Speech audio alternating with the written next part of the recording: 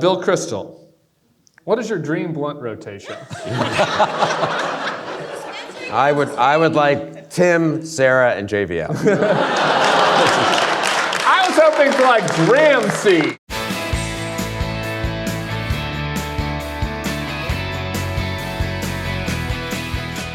Hello and welcome to the Bulwark Podcast. I'm your host, Tim Miller. I'm here with the normal Monday guest, William Kristol, and the great Will Saletan, House Lib. Bill, we're here in Philadelphia, and so I thought that you'd talk about your glory days, back when you wore an onion on your belt, like was the style at the time.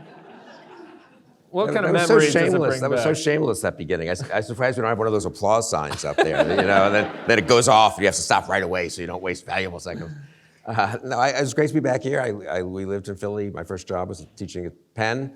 My wife, Susan, was finishing up her dissertation that she taught at Penn. She taught classics. She was a real scholar and actually knew something. Oh, wow. That makes a lot of sense. That's where all those references are coming from? Exactly, totally, yeah. And I taught political science, so I didn't really know much, but yeah, it was great. We lived 2-3 blocks from here, 13th and Spruce.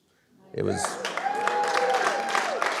kind of a rough neighborhood back then, if we can be honest. I think we'd been here about 2 months. This is true. When I was coming back, so I took the subway from Penn down to Broad Street, right, and walked down to 13th, I guess, to our apartment building, our one-bedroom apartment there. And I'm walking along, and it was maybe November or something like that. And suddenly this guy runs past me, full speed. Couldn't really tell why he was running so fast, and then 30 feet, 5 seconds later, another guy, really burly guy, runs past me, full speed, clearly chasing the first guy and pulling his gun as he runs. And I thought, yeeks, Everyone else, Philly, of course, routine. There's like no one even looked at it. He shot above the guy's head to stop it. He was a plainclothes cop. That was Frank Rizzo's Philadelphia. It was a sleigh. So that was it was a great time in Philly. I was here for the glory days. What did we have? We had the Phillies win the World Series in 1980. Tug McGraw, big parade, right? I remember that. Eagles, I believe, lost the Super Bowl that year, but they got to the Super Bowl. That was good. Dr. J, the Sixers Flyers. Penn, this is amazing. Penn went to the NCAA Final Four. You remember that in '79? They beat, I think, Duke and North Carolina or something in the regionals. Fantastic upsets. Went to the Final Four, played Michigan State. Tim's a huge basketball fan. You both are, right?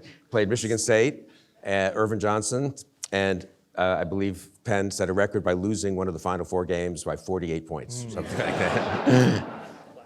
Anyway, we had a great time in Philly. It's great to be back. It's wonderful. Enough of that. Well, we're going to go back. We're going to go deeper into your memory here in a little bit, back an additional decade earlier than that in a second, because I want to start with a very uplifting topic that I'm sure everyone here agrees about 100%, which is the conflict in Gaza and the protests that are happening around the country. We're just going to get that out of the way first, all right? We're going to do a little bit of chatter. I'm hoping that Will is going to offer me a pony, because I wanted to share something that I got here last night early because I talked to your governor today, actually. We'll talk about that a little bit later, and so I didn't want to miss it. So I came in a night early, had a couple of beers, and I popped off a thought about the protests on X.com, Twitter.com, which is exactly what you're supposed to do after a couple of beers. And my thought was essentially summed up as something like this, which was on Reddit. We have a great Bulwark Reddit community. You guys should join if you're not. There's a thing called Am I the Asshole? Okay, and so a person tells a story and they're like, am I the asshole here? And you can reply either, yeah, you're the asshole, or no, you're not the asshole, or the third option, ESH, everyone sucks here. And that's kind of how I feel about our current debate. Like the protesters with the, we need you to bring us food, and we're going to whine about this while our parents are paying for Colombia. We've got Hezbollah flags. They kind of suck a little bit. They might be nice and earnest, but they kind of suck. Hamas obviously sucks. Bibi obviously sucks. Bill might disagree with this, but the cops with their riot gear, like they're storming Fallujah, going into the campus quad. I feel like they kind of suck. Seems like everybody sucks here, and so I wanted to start, Will, by you offering me a pony. Is there anybody that does not suck in this debate? Can I find any light? Okay, so first of all, I have to say, I also have Philadelphia roots here. I went to college at Swarthmore, so those Is that Philadelphia, really? it's not. You should not let him get away with that, you know? He came to Philadelphia, he passed through Philadelphia. on his way to It the counts. airport, It counts. you know? I'm taking that. It's the Philly burbs. Okay, I did not. Nobody was chasing me. I did not witness crimes. I did apropos of this topic. I did witness of course, the student protests. I'm very familiar with that.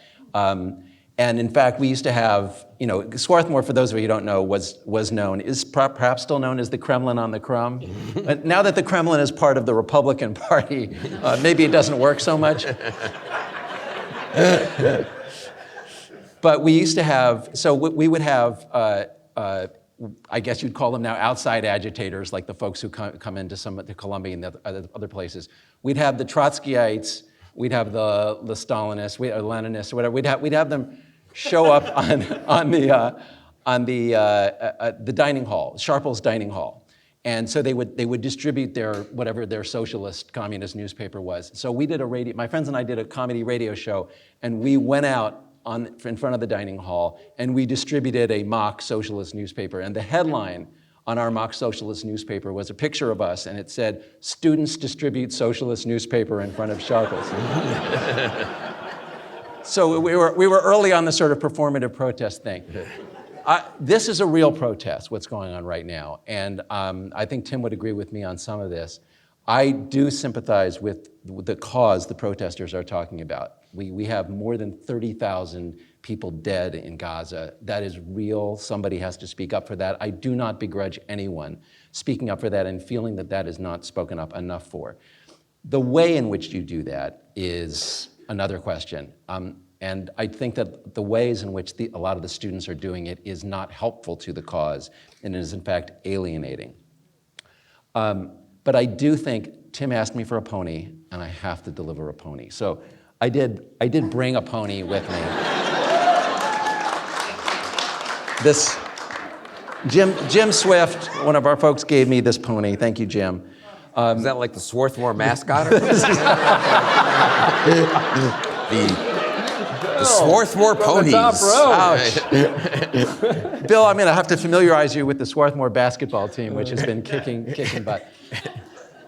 So I struggle to find a pony here because I'm sympathetic to the idea that everybody is hateful in this situation. But there is one thing that I think good that can come out of this, which is we've had these debates on campus for a long time where the left is speaking for a minority group and saying that they feel threatened, they feel uncomfortable, they feel endangered.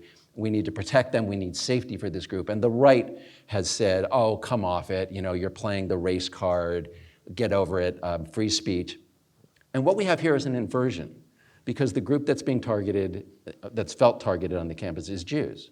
And that's not traditionally one of the groups that the left has spoken for as a threatened group. And suddenly you see the right looking at an endangered group and saying they mustn't feel uncomfortable. It's not right to make these students feel uncomfortable. They feel unsafe. And the left now is saying, sort of not exactly get over it, but you have a right. The protesters here have a right to speak up, and that speech needs to be heard. So I think it's an occasion for us all to be in the shoes of what the other side usually says, and to recognize what's worth taking from that perspective. Sorry, put the pony back in the shit pile. Sorry, Will, it was a good try. But the people on the right pretending to care about the Jewish kids on campus are full of it. They don't actually care about them. Do they? I mean, do they really? I don't know. I think that if Jewish kids were on campus getting menaced by little Proud Boys, do you think that any of these guys would be speaking up? Do you think Lee Stefanik would be waving her finger at the presidents on campus? I would say no. I don't know. Bill, do you have a pony for me? That was an impressive pony-esque performance by Will, though. I appreciate the effort. I'm not really into finding the ponies. I'm sort of the other side of saying there are no ponies. The one thing I would just disagree with you on is the cops. In this respect, I went back and looked at the '68 Columbia protest, which I remember living in New York, a couple of miles south of Columbia. I mean, I wasn't involved, I was in high school, but it was a big deal, obviously. It was not that far away on the Upper West Side. And I went back and looked at the headlines. I think 100 students, the cops were not as militarized then. They went in with billy clubs, and that's what they had. 100 students, they had to lug the students out of there, and 100 students were injured. I don't know, 35 were hospitalized. It was pretty bad. That was a bigger protest. They occupied more than one building. But actually, I thought the cops in Columbia, so far as I could tell, did a good job. They removed all these protesters. I don't think anyone's hurt even. I mean, is there even a case, one person who got, had to have stitches or something? They carried them out, they put them in buses, they booked them presumably, and they're out and they're gone. So I'm willing to be critical of the police, God knows. I think I've learned over the last several years, there's more police misconduct than I as a former conservative had realized, and no, seriously, it's one of the things that people ask me, what have you changed your mind on? I was much more sort of instinctively, I would say, pro-police, law and order kind of. But I still think in this case, there hasn't been much police misconduct. I think they actually turned out to be pretty well trained for this kind of stuff, it looks to me. And other places too, I mean, at Florida and other places where they've gone in. You don't really have the stories. You did have those stories at Harvard, which I went to a year after the Cambridge cops came in '69. Famously, this was their one moment to really, beat up some Harvard kids who they hated and who they, and not without some justice, if we can be honest. Those Harvard kids lording it around over the townies, and they just took it out on these kids. And I don't have the sense that's happening this time. Did you just call yourself a former conservative? You found your pony by accident. Yeah, I go back and forth. I'm a Josh. Yeah. I'm a Shapiro Democrat. Is that okay? Can I be that? Hey, I don't know. Boy, I hope Josh doesn't hear that. Yeah, strike that from the record. Don't take that out of the podcast there on Friday. Right. I want to go back to '68 for a second, though. So I do want to reiterate. There's an everybody sucks element to it, and I do feel like there's a very serious crisis happening in Gaza. I'm very empathetic towards it. I think that I'm totally pro-protests, drawing attention to it. I think that, by the way, you could argue that some of the protests have already had an impact in that the way that they're letting additional trucks in with humanitarian aid. Who knows if that would have happened if there wasn't quite as much blowback. So I'm for it. Okay, but we could use a little more strategy. We could be a little bit smarter about it. And I'm a little bit concerned that we're staring down the barrel of Richard Nixon, Part 2. Bill, you wrote about this earlier this week. Like, what are these kids gonna fuck us? I guess that's my question, Bill. Are these kids gonna fuck us? We're doing a lot of work here to try to prevent Donald Trump 2.0, but are they gonna ruin it? It was a pretty big, I think the campus protests have been a pretty big, unintentionally, and maybe it's not their fault, but still, in reality, in practice, a pretty big in-kind contribution to the Trump campaign. And now maybe I don't read it right, because the people I know are particularly interested in this, a lot of East Coast Jews who are very pro-Israel, but also very anti-Trump, and the degree to which the anti-Trump stuff is... We are in a swing state. East Coast Jews, conservatives who are particularly anti-Trump. We got a lot of them around here in Philly. I don't know if there are anybody out there, the but degree to which some. these people have become the face of the American left, and of course it's ridiculous. They don't like Biden. They're protesting against Biden's policies, right? Nonetheless, I mean, I can't tell you how many people I've had casual conversations with or read, emails from that were passed on to me about, this is the party you signed up with, Bill. This is the liberal. This is the left. And I do think good liberals should do more to distance themselves from the protests and from some of what they've done. And some have been. Including our senator yes, here in Pennsylvania. He's been fantastic, Fetterman, yeah. Yeah, junior senator. Yeah, Fetterman. I can't decide. Are we for? You like John Fetterman?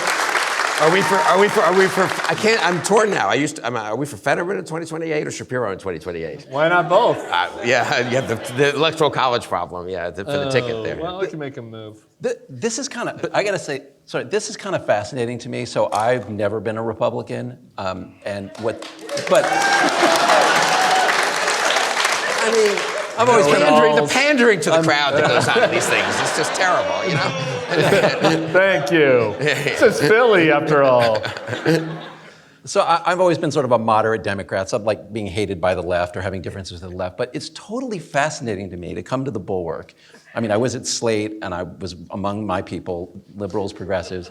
And now I'm with sort of these former Republicans, and I'm so used to people on the right wanting to elevate voices on the hard left, because they know that that's going to, like Fox News, Right. we're going to show you the craziest people on the left because that's going to drive our audience to the right.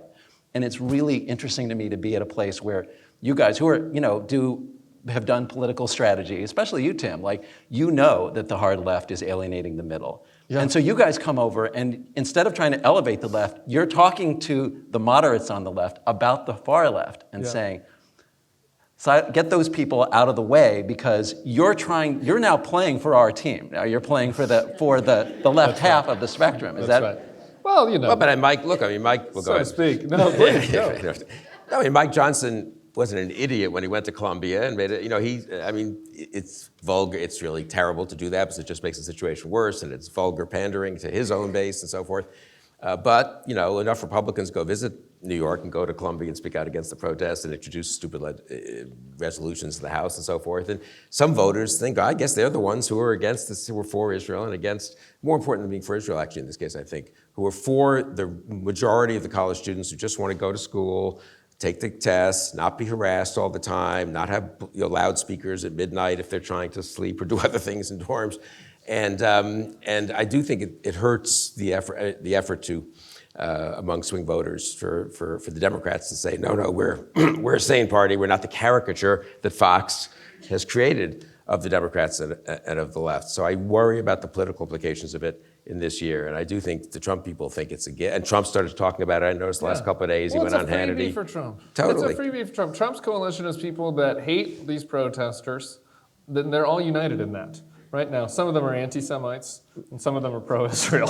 But they're all united. Some are both. Yeah, some of them are both. But they're all united in hating these protesters, right? Whereas the Biden coalition is very fractured over all this. Yeah. It's very fractured over all this. The Pod Bros brought me on today because they're like, we need somebody else we need one of you people to come over here and point and represent the argument that there are legitimate concerns here about anti-Semitism on campus. And you can be concerned about anti-Semitism and concerned about this protest and also concerned about the humanitarian issue. But that's tough. And I think that Biden has struggled a little bit. It's just not his strength. I said to those guys today, I was like, God for now lightning's really going to strike me. But we could really use Obama right now because he would have been good at this.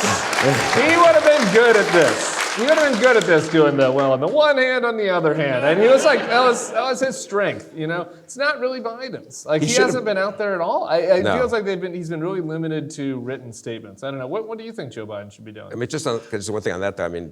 It is striking how, the deputy press secretary. Puts out great statements, by the way. All the deputy press secretary statements are awesome. Obama could have spoken up. Actually, he did graduate from Columbia, and he could say, I'm sympathetic, I protested myself, blah, blah, blah, but don't take over buildings, don't break the glass, don't dump things on wave Hezbollah's flag, police, don't tell Jews to And I think go back that to would have been Europe. helpful. I guess he's too busy doing other things. But you mentioned 68, so just one reason I was in 68, in the summer of 68, in between, I guess, finishing high school, my sophomore year, and working somewhere for the summer job, I volunteered in the Hubert Humphrey campaign for 3 weeks. All my peers were for Gene McCarthy or Bobby Kennedy, obviously, and half my peers were for them, half my peers were to the left and for the socialists who were at Swarthmore and stuff like that, and I was for. This was at our little private high school in New York, and I was for Humphrey because I was the centrist, anti-communist Democrat. And Humphrey, and so that's 68, so that was the first campaign. I was just a ridiculously, just low-level volunteer, putting stamps in envelopes and stuff, whatever you did in those days. But I followed the campaign after that very closely, as you do when you get interested in politics in high school. And I was really heartbroken when he lost to Nixon. And he lost so I looked up some stuff the other night when I was writing a newsletter. The Democratic convention in Chicago, as this year's is, was a total disaster with riots and demonstrations, obviously, which this year's could be. Humphrey came out of that 20 points behind. That won't be the case now, because we're so polarized, but still, it could do some damage.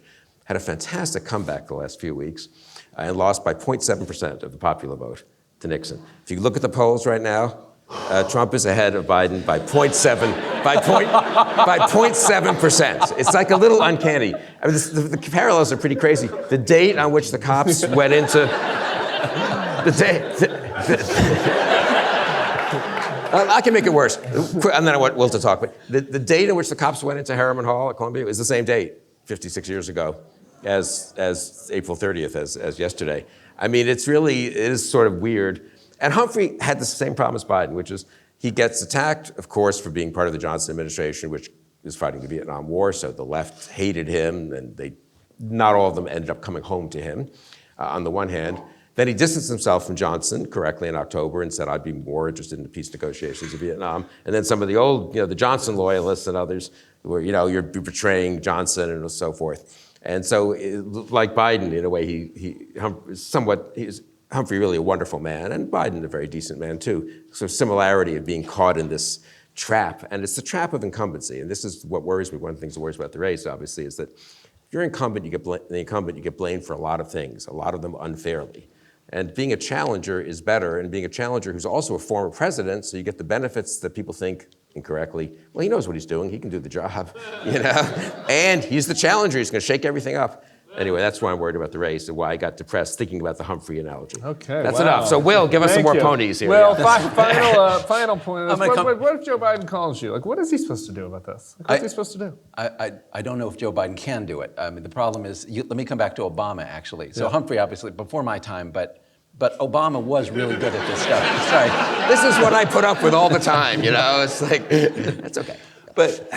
But Obama was really, when I came to the Bulwark, I was like, what were two of the most difficult things I was going to have to deal with? One was that I loved Barack Obama, and the other was that I think abortion should be legal. We'll get to that. But Obama, next. Stop pandering. But like this whole caricature on the right of like Obama was like some kind of hard lefty. Obama was great at this. Obama was great at expressing exactly what you're talking about, Tim. It's on the one hand this, it's all, he would encompass it. And Obama would classically say, that's not just my opinion, that's the opinion of these three ultra-conservative people here. Mark Zandi. All right.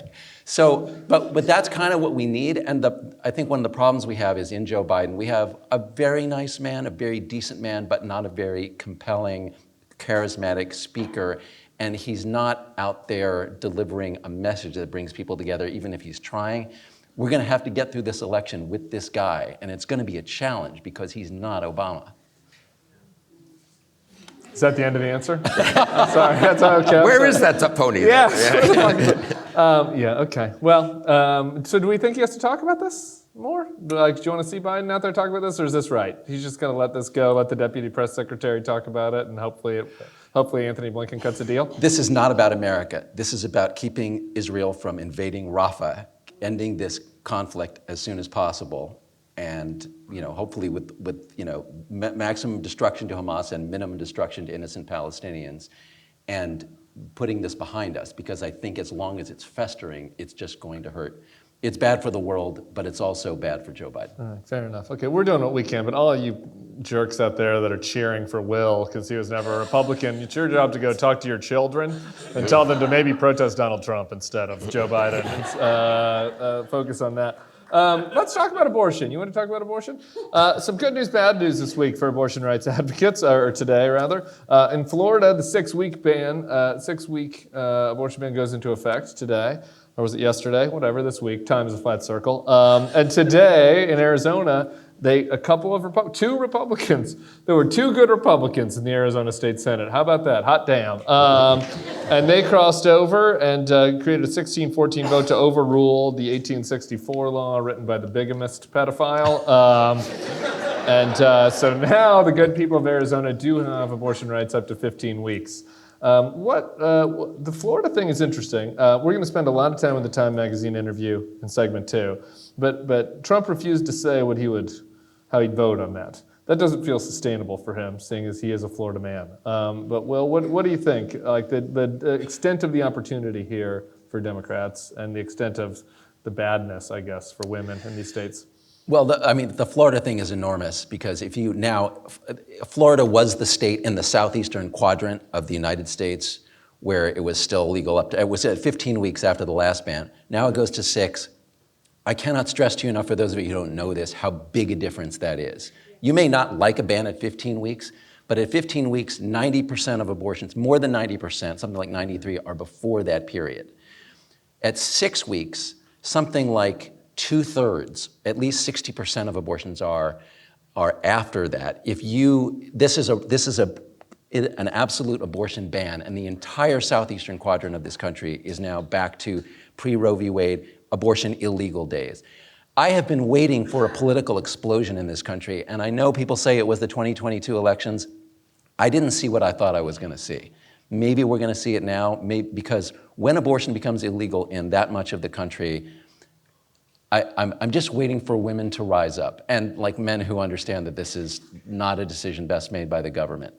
And politically, I think the Republican Party got away with going to 15 weeks in some states, and then Ron DeSantis just decided, hell, I'll sign a ban at 6. I think that's going to trigger and again, it didn't go into effect, so it wasn't real. It's real now. So I am waiting for, in 2024, the monstrous backlash that I didn't see in 2022. Where do you think where do you want it to come from that it hasn't come from yet? Are we talking about maybe Trump women? Like women, non-college, working class women that are like, I've had enough of this. Like, this is crazy. Like, it is crazy. And if you're in Florida, Carrie Lake did the stupid thing where she was like, well, it's not that big a deal in Arizona. You can just drive to California or New Mexico. Great talking point, Carrie. But like, you can't really do that if you live in Daytona Beach. You're a long way from Norfolk or whatever the closest place is you can get an abortion if you're a working class woman in Daytona Beach. Is that like kind of the demo? Because we spend a lot of time talking about, the college-educated Republican, the Nikki Haley voter class. We spend a lot of time talking about them. But is there a non-college group that the Democrats can cut in with on this issue, do you think? To me, one of the interesting things about this issue is that it crosses party lines. I did a whole book about this. This was when the Webster versus Reproductive, I'm going to take people back to 1980 and 1990, but the point is that there was a group at what was then NARAL, National Abortion and Reproductive Rights Action League, that organized, that did all the political strategy. They did the polling, and they saw that they could draw a broader coalition, not just liberals, but conservatives who don't like the government on their back. They don't like tax, and they went for those people. So what I'm interested to see is whether we get some of these libertarians on the right as part of that coalition. In Florida, Florida is now an increasingly Republican state. A bunch of people moved to Florida because they liked Ron DeSantis' COVID libertarianism. Yeah. How are the COVID libertarians going to vote when the medical authoritarianism is not vaccines, it's not masks, it's abortion. It's the right telling you can't get an abortion. So I think there's a lot of potential to draw some of those libertarians into a pro-choice coalition. It's on the ballot. I think just to be clear what Tim was talking about, it's on the ballot this November in Florida. Well, so the bill the legislation that went through the legislature went into effect this week, and now it's on the ballot. Proposed, I think, a constitutional amendment to overturn that legislation is on the ballot. So it will be a big story. Everyone in Florida will vote on that at the same time they vote for president. And I do think it could have a big effect. I don't know. I just had lunch at Penn with John DiIulio, an old friend of mine who teaches political science there, a really wonderful guy and a very good political scientist, a serious one, unlike what I was. And he just wrote a paper, very interesting, on the white working class, which everyone talks about so much. But there's wildly different votes. About half the white working class, oversimplifying here, call themselves evangelicals, and about half aren't religious, don't go to church, basically, just secular. The voting difference between them is as great as the difference between the white working class, non-college, and college educated. The white working class evangelicals are, 85-15 or something like that for Trump, really lopsided. Maybe some of them will also think this is cruel and move away, but that's probably, they're mostly pro-life. Let's not count our chickens, sir. Yeah, but the white working class, non-college was sort of like, 65-35, much more like that. And that's where you presumably could get some movement, right? You're you didn't finish college and you're whatever the type of person it is. So I do think this could have a political effect. It's one of the biggest issues the Democrats have going through, don't you think? For me, the three issues are democracy, which unfortunately the country doesn't seem to care that much about, so that's kind of bad. Ukraine, basically, and Putin and NATO and the whole state of the world order, which the country, I think, cares more about that than people realize. But here, I do think the administration has done a bad job of making clear how unbelievably dangerous and disastrous it would be to have Trump. So, but those two maybe are too, macro esoteric, or high-toned or something for politics. But the third is Dobbs, right? I think those, for me, are the big three. And it may turn out, for me, Dobbs is important, but the other two are more fundamental, but it may turn out politics is funny, right? It doesn't work that way. And maybe Dobbs ends up being the biggest issue. And I do think having it on the ballot in Florida, the state Trump lives in, where he'll have to vote, if he bothers to vote, I don't know, where he, for or against this constitutional amendment, that could have spillover effects way outside of Florida, right? I want to go to D.C. Can we do a little swamp talk? Marjorie Taylor Greene had a big press conference today. Some compelling points. She made an announcement. We were mentioning Will's. Now, Will is so moved by the concerns about anti-Semitism on the right. We should mention that Marjorie Taylor Greene said today she could not vote for the resolution condemning anti-Semitism because she was worried that that could lump in people who wanted to point out that the Jews killed Jesus. So she did not want to run afoul of that law. Not Look, it was a long time ago. So Marjorie was a no on the anti-Semitism resolution. Anyway, she's ready to get rid of Mike Johnson. She's going after the Uniparty. Mike Johnson is part of the Uniparty. Our tent just keeps expanding, baby. It's like, it's radical Christian conservatives all the way over to like DSA liberals, right? Did you have some evidence just last week? Maybe I shouldn't even say this, that someone on Mike Johnson's staff is reading the Bulwark carefully or something like that? I did.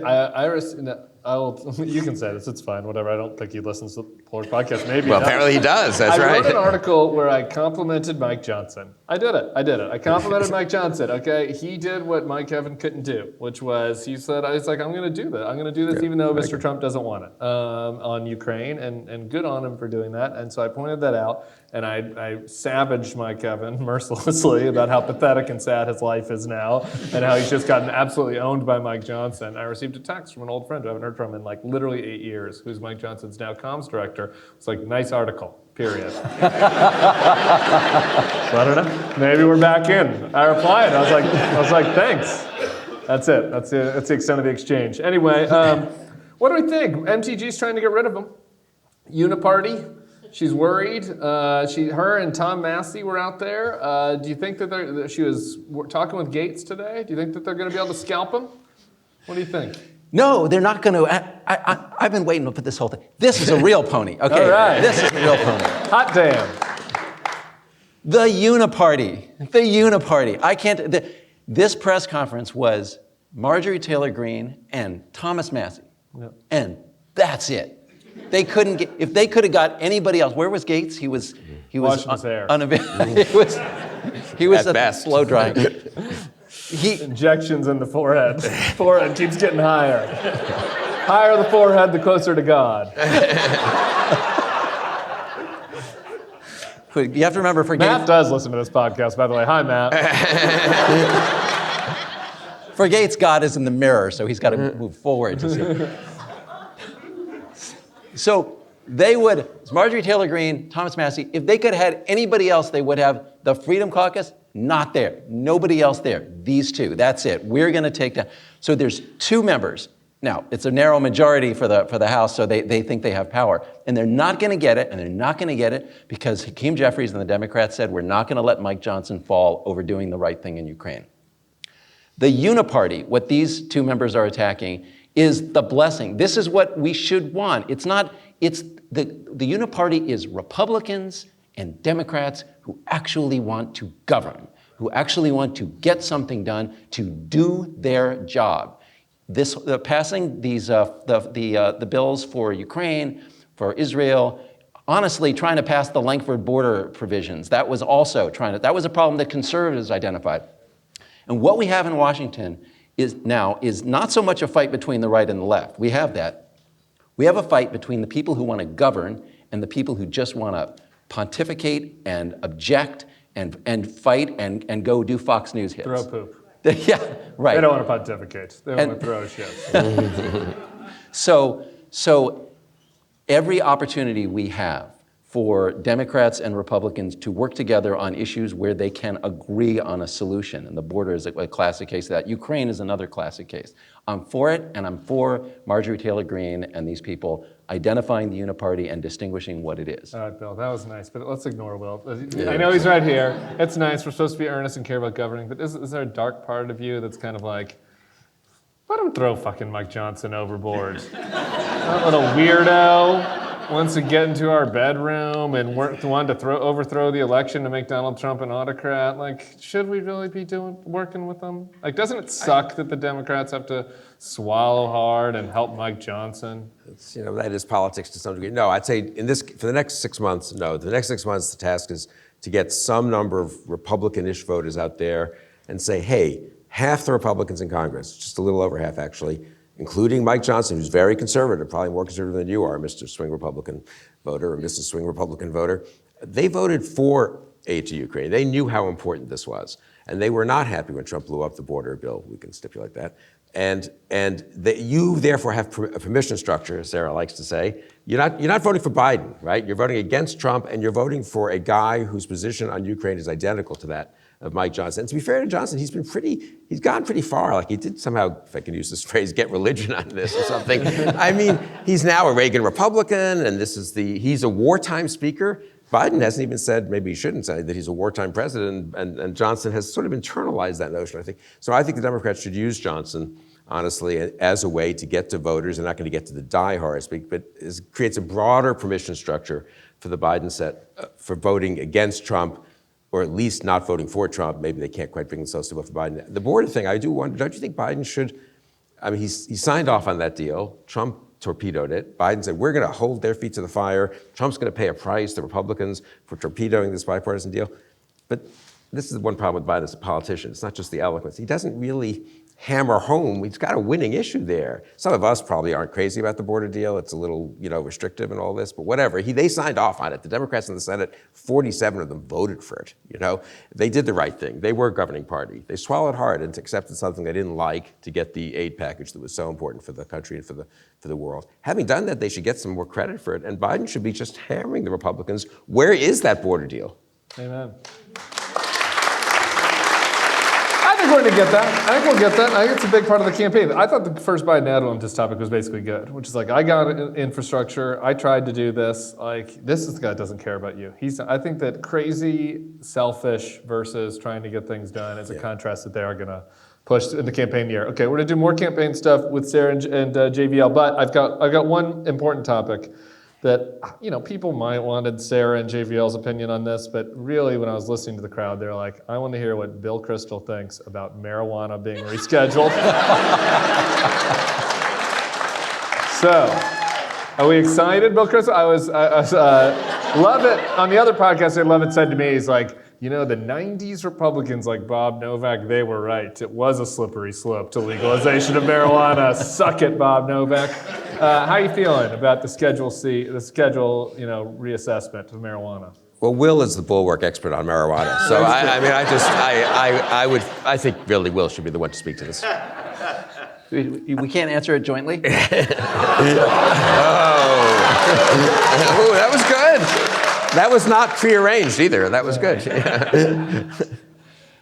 It's good news. We're not talking about it. We'll get to the actual final question. That's good news. It was ridiculous. We have people we've got white college bros fucking smoking, hitting the bong while we've got black people in jail for marijuana. It was an absurd situation, and I'm glad that Joe Biden, a little belatedly, is finally resolving it.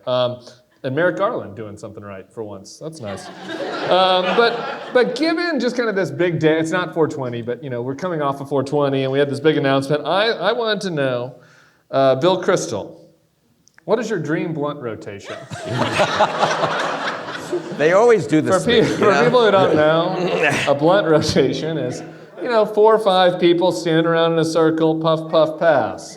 So you're looking for interesting people. You want nice people. You want good conversation. You're going to be there for a few minutes. And so I'm just wondering, all of world history, we're allowing you to exhume people from the grave. I'd like to know who you would like to have in your dream blunt rotation, Bill Kristol. I would like Tim, Sarah, and JVL. I was hoping for like gram seed. And, you know, I don't know, I was hoping for you to pull deep cuts from your time at, you know, as a Straussian.